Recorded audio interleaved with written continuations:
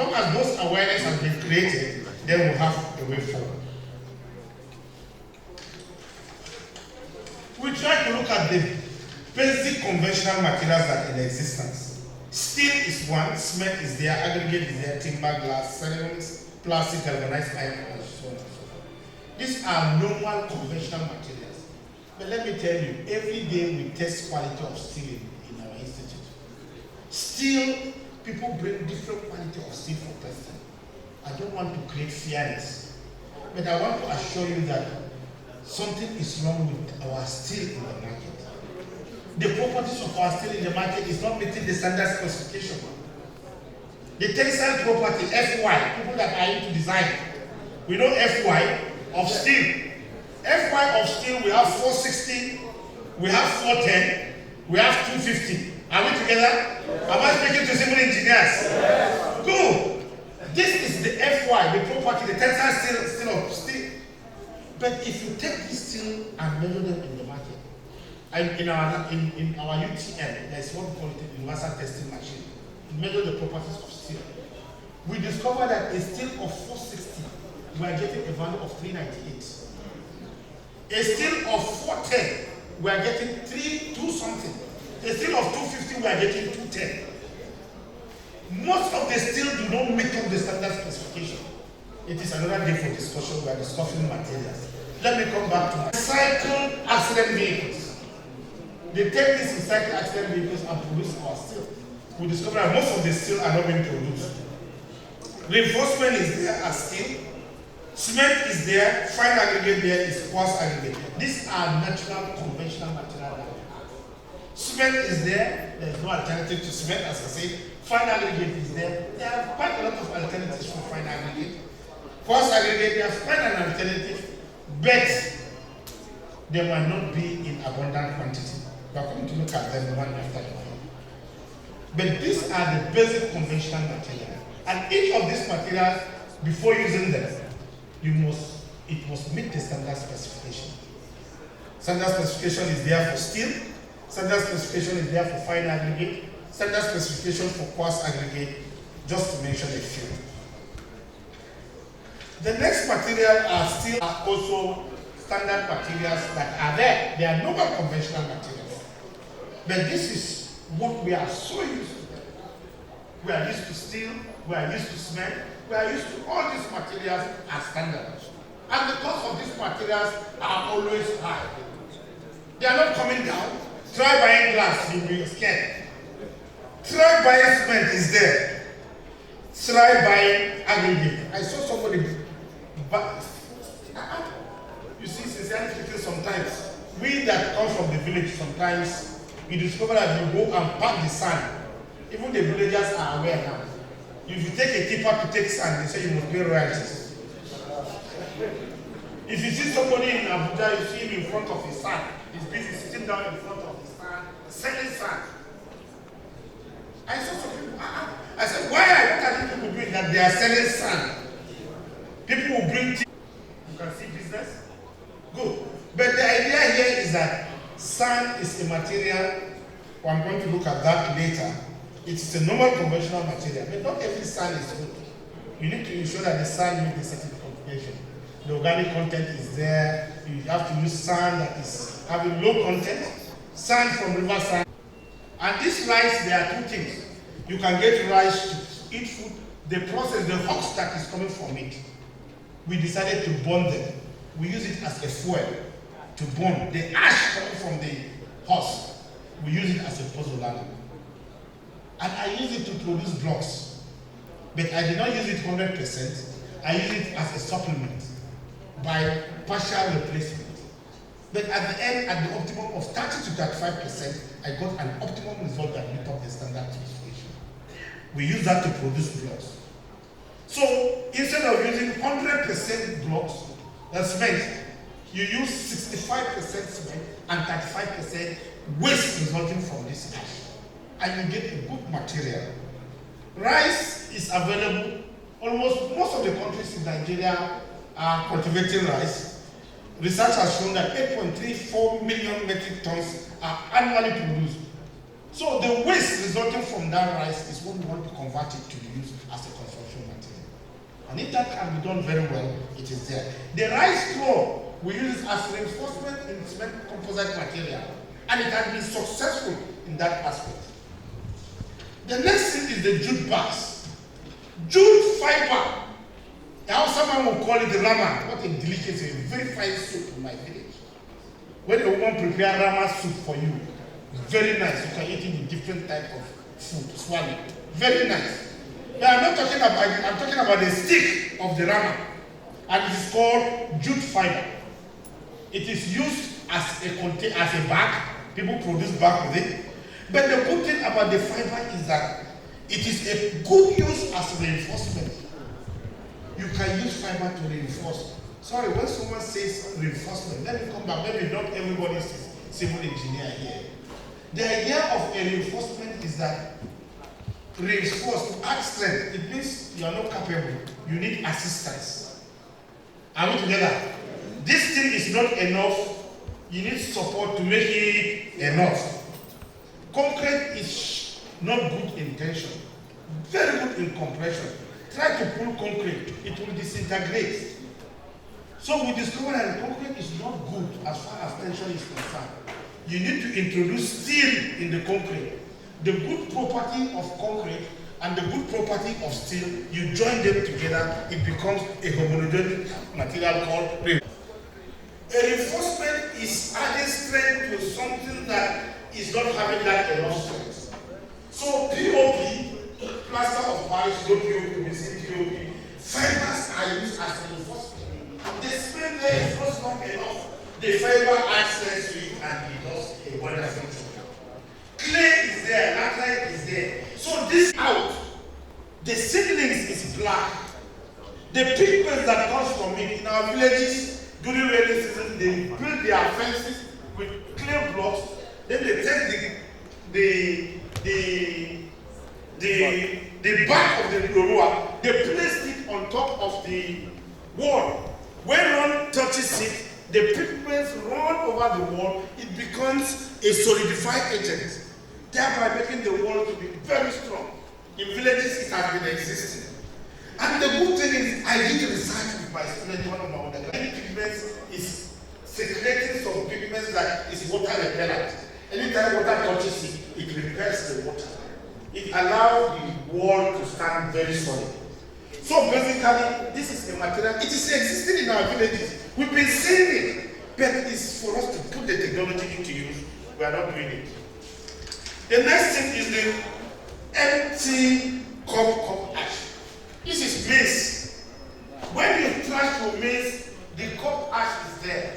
The idea is that burn this ash very well. Don't throw the ash, take the ash, filter it.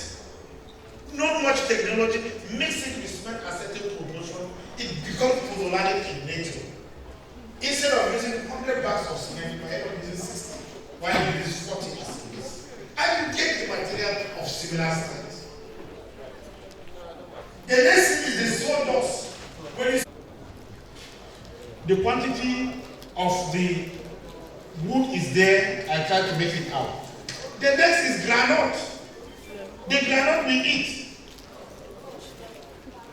is a material that is thrown as waste. Let's take the granules and burn them. The ash we get from it, we can use it as polymer material. It tries to add to the binder that we have. And you can use it as a pozzolana. The next thing is the sugarcane. It's called bagasse ash. Especially in factories where they are producing sugar, using sugarcane as a raw material. You take it, you dry it, you burn it. The ash you get from there, it can be used as a pozzolana. I try to give a view of number and quantity of sugarcane that is cultivated in Nigeria. The next thing is the reeds and the bamboo. Reeds are particularly cheap, durable option material, grown almost everywhere. In my village, we use it to roof our houses. Okay, sorry. I'm sorry. I'm talking about the same page. Okay. We use it to roof our houses. But do you know this kind of this thatch and something? Go to rich people's house now. If you see them sitting outside, they use that thatch to cover their own sit-out. Why? That means they love it. It shows that the heat coming from it is very low. And so on and so forth. You see a beautiful house. Now, if people want to bring out an architectural view that is good, trying to depict cultural view of an environment, they will put this thatch everywhere. And people feel very happy going there to sit down, to relax. So these reeds and bamboo are there. We use bamboo for quite a lot of things. We can use it for construction. We can use it for furniture. We can use it as scaffolding. We can use it quite a lot of things. And this bamboo is a good material as far as construction is concerned. It is also a construction material. The thatch can be used as a roofing material. The thatch can be used as a walling material. People use this to wall and cover and show demarcation in our villages. We have what we call palm fronds. Palm fronds and coconut fiber exist. They are edible things, and we discard them. We have carried out and conducted research on these items, and the items have been found to be fully useful as far as construction is concerned. We take the fiber, it can be used as fiber in a composite, cement composite material. Then the palm fronds is there, and it can be used as a roofing material, and it can be used as a material that can serve its own purpose. And the good thing is that I try to capture the quantity of this material. Why I'm capturing the quantity is for us to look at the sustainability of this material. These materials are there, and if you can have it, it is there. Coconut shell is there, and coconut lumber is there. Coconut, almost everything about coconut is useful. The coconut shell, it's used as light weight aggregate. You remember aggregate, when you want to mix concrete, you say you have a binder called cement, you have the fine aggregate and the coarse aggregate. When you mix the three with water, what you get is a normal weight aggregate that has a particular density of 2 point something to so range. But the idea is that weight is good, but weight is also a problem in design.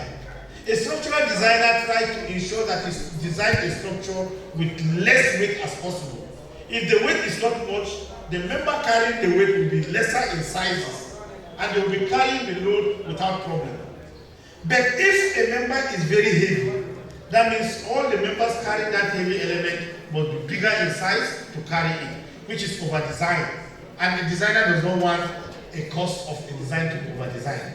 We try to design it in such a way that it will be cost-effective. So lightweight aggregate is very, very important because it gives you concrete that is very light as far as weight is concerned. And member carrying it is there. But you don't use the coconut the way it is. Someone will say it's biodegradable material. You need to treat the coconut before using it in concrete. When you treat it, it becomes something that is very, very durable. The next thing is silver fiber. Silver fiber has been very, very good. People in Indonesia, they use it for clothing. They do a lot of farming of silver because they do quite different types of clothes with it in Indonesia. But for us, we can use it as far as construction is concerned. We use it as reinforcement in POP. You can see people that are using POP, they must buy this fiber for them to use. It is surprising that up to today, when we are doing POP, we go and import POP material. Well, like, how many silver fiber do we have in this country? Jute fibers are there, silver fiber is there. Do we need to import even fiber for POP in this country? No, we don't need it. We can farm it, we can have it, and so on and so forth. You see, number 16 is the tag. You can see how the tag is used as decoration. It's very, very decorative. And the good thing is that the heat that is coming from this material is friendly, very friendly. You go in, they put, sometimes you see somebody roofing his house and he used thatch to cover it again.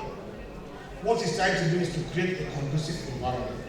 I said, why are we roofing it now? Let's go back to thatch that he used to. In my village, the thatch is still existing.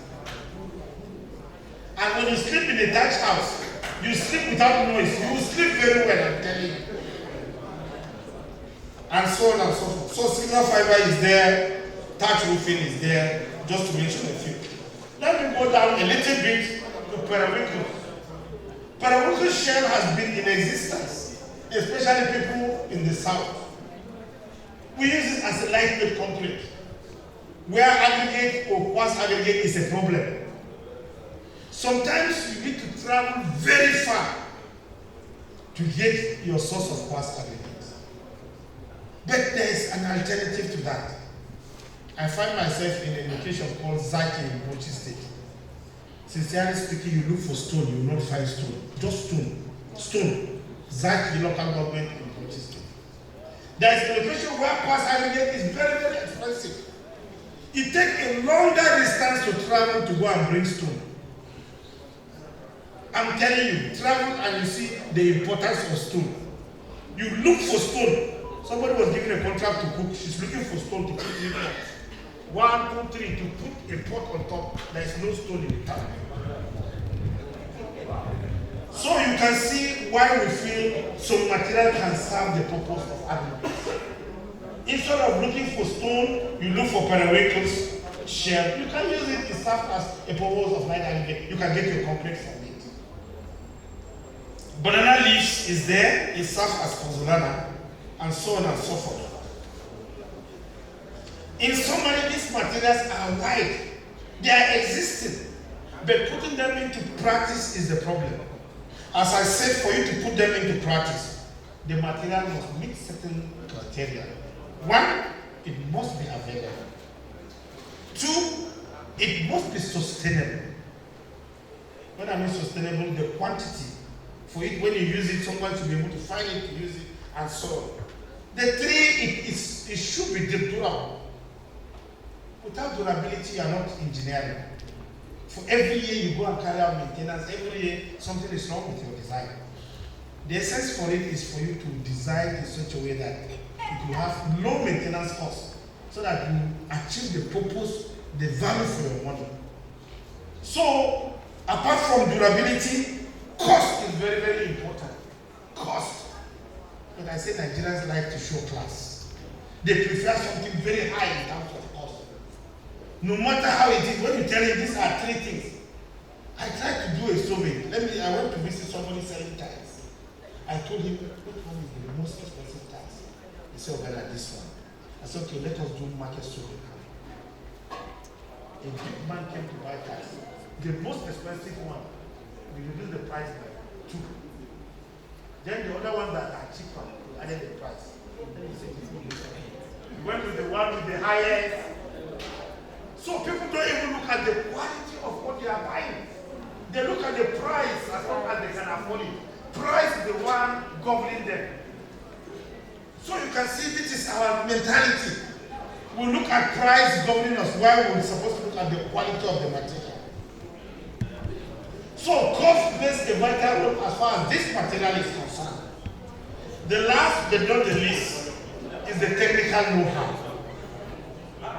Technical know-how means, do you have people that can do the technical work of doing it? The technical know-how is not there. We cannot do it. We need technical know-how, people that are expertise, people that can put what they have learned into practice. Are we together? Hello? It's all right. All these materials I've mentioned, if it is harnessed properly, used properly, I want to assure you that since they are materials, you agree with me that the cost of materials as far as building is concerned is over 80% of the cost of the building. The cost of the building will drastically be reduced. That I want to assure you. If alternative material is used. So it is because of this that the government set up the Nigerian Building and Road Research Institute, NBRRI, established to conduct research in the area of building with research that are innovative for us to put it into use so that at the end it will make life comfortable for man. I will try to rush it. I will not give it a time to stop, but all the same, let me see if I can take 10 minutes to finish this. because people are tired. Though Auntie Mariam is not tired, she's listening to the lecture attentively, and that is very good.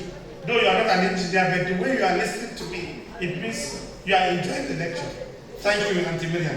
Auntie Mariam enjoyed the lecture, so the time is, there is no time again. I'm not talking the time. Thank you very much. Though I saw you sleepy, but now you are okay. Okay, that's on the lighter note. So, NBRRI has been into existence for the past 45 years. We were established in 1978 to conduct research. Our office are almost in all the political zones. You will find it with research that are innovative for us to put it into use so that at the end, it will make life comfortable for man. I will try to rush it. I will not give it a time to stop, but all the same, let me see if I can take 10 minutes to finish this. Because people are tired, though Auntie Mariam is not tired, she's listening to the lecture attentively, and that is very good.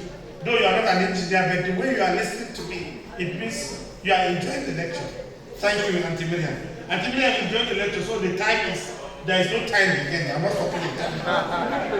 Thank you very much. Though I saw you sleepy, but now you are okay.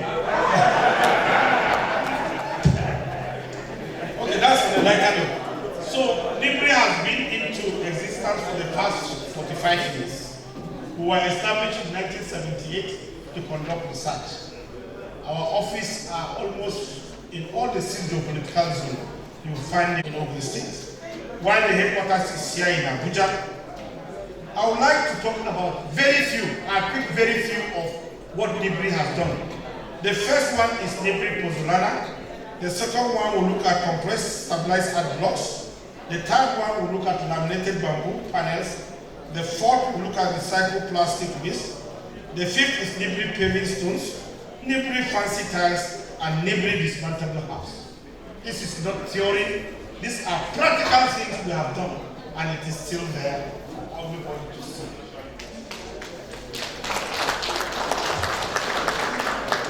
The first question we'll ask ourselves is, what is pozzolana? A pozzolana is basically installations of admixtures material. Basically, they are not cementatious in nature, but in the presence of calcium hydroxide and some compounds become cementatious in nature. Pozzolana has been there. We need it